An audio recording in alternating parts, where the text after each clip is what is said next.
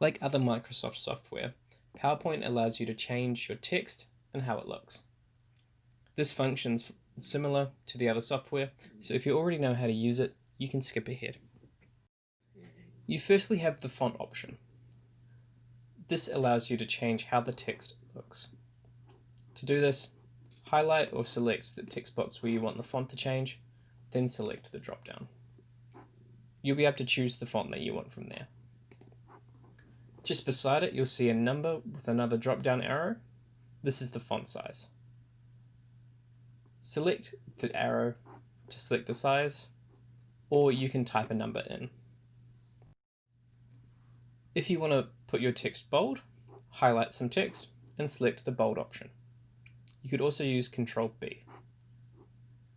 If you want to put your text in italics, highlight the text and select the italics option. If you want to underline your text, highlight your text, select the underline option. A strike through will put a line through the text. It's good to show errors or old work that's no longer relevant. To use it, highlight the text and then select the strike through option. You can also highlight information.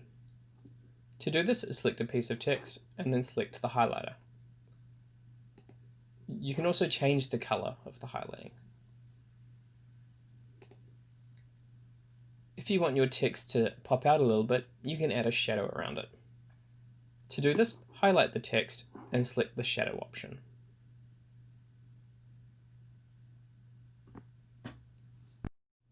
You can also change the character spacing. You can increase or decrease the gap between the letters or characters in your text. This function is good for making titles stand out and using more of the slide. To do this, highlight a word that you've typed and then select the character spacing drop-down.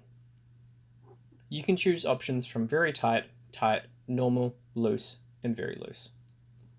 If these aren't enough and you want more control, select the more spacing option.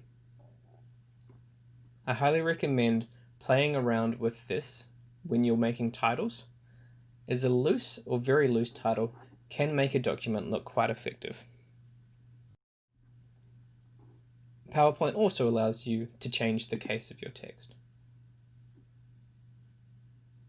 To do this, highlight your text and then select the change case option. Once again, you have sentence case, lowercase, uppercase, and capitalize each word. If you're unhappy with your text formatting, you can use the clear all formatting option. Just simply highlight the text you want to clear and then select the clear all formatting icon.